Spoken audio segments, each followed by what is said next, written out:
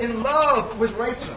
And so the Bible says that Jacob went to Laban and said, Laban, if you will give me your daughter, I will work for you another 7 years.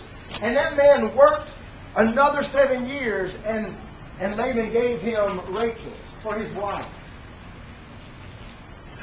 Not only that, but Jacob and Rachel could not have children together because Rachel was barren.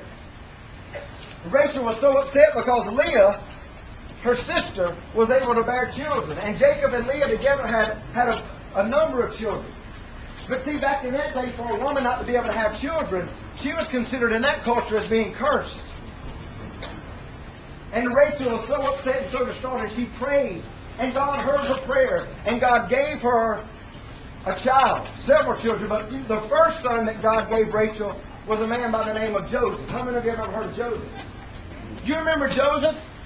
Joseph was one of Jacob's sons, and he got thrown into a pit by his brothers. His brothers were jealous of him. And they threw Joseph into a pit and sold him into slavery because they were jealous. Joseph was a dreamer. How many of you know God likes dreamers? See, in Christ we have hope. We're not hopeless.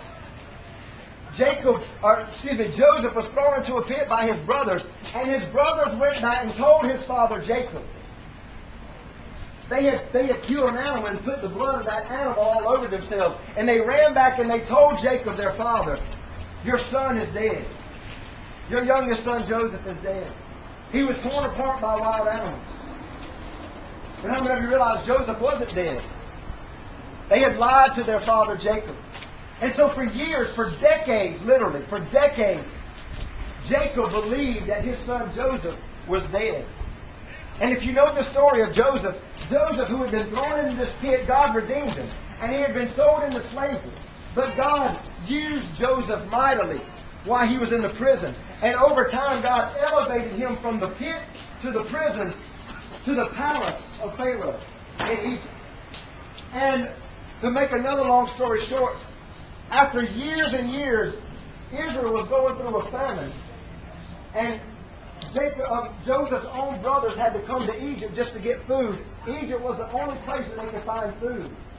And it was Joseph, their own brother, that they had thrown into prison, had thrown into the pit, who became their salvation. Because he ended up being the one that provided for them. And when we read this story, when we get this picture in Hebrews 11, about something that had happened centuries and centuries before, when the Bible says, by faith Jacob, leaning upon his staff, blessed Joseph's sons. We have an amazing picture here. Because the grandchildren that he's blessing, Joseph's sons, were grandchildren of a son that Jacob thought for decades was dead. Are you with me? You understand where I'm coming from? For Jacob to be able to lay his hands on Joseph and lay his hands on Joseph's sons, Ephraim and Manasseh. For Jacob, that was an overwhelming moment. Because for decades, he had thought his son was... Can you imagine grieving and mourning for somebody that you think is dead? Come to find out they're alive. What joy filled Jacob's heart. And I'll close out by saying this. I want us to understand something. When we see this picture of Jacob leaning upon his staff, we see a picture of a man like us. He's a man who's blessed. He's not blessed because he hadn't gone through hard times. You know, Jacob had to bury his wife Rachel. See, Jacob's a man, he knows what it's like to be deceived and to deceive others. Jacob's a man who knows what it's like to suffer the loss of children. He knows what it's like to bury a spouse.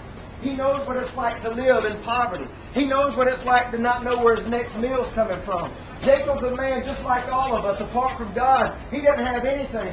But when we find Jacob in the end of his days, in his last days, we find him leaning upon this staff.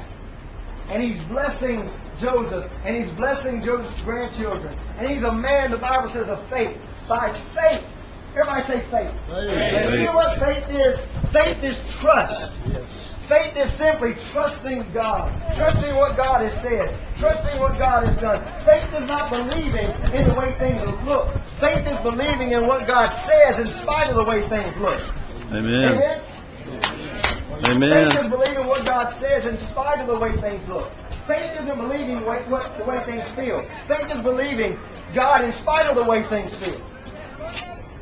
And it's important for us to understand that. And lastly, when we see Jacob leaning upon this staff, I want you to understand something. Jacob wasn't leaning upon this staff because he had only recently become crippled. See, something happened one night when Jacob was fleeing from his